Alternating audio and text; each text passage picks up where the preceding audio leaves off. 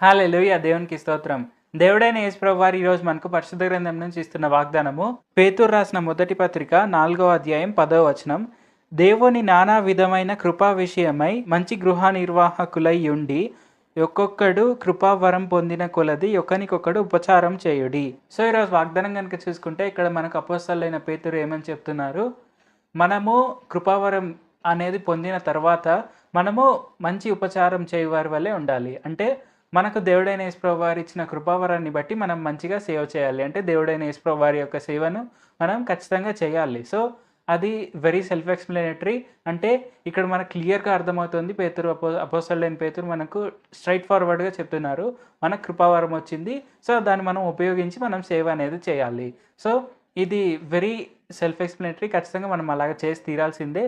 మనకు దేవుడైన యేసు ప్రభువారు ఇచ్చిన వరాన్ని మనం ఎప్పుడూ అలాగా మనము దాచిపెట్టకూడదు. అంటే మనం ఎప్పుడు అది తీసి మనం మత్తయి సువార్తలో కానీ అన్ని సువార్తల్లో చూసుకునే ప్రకారం కొంచెం కింద దాచిపెట్టకూడదు.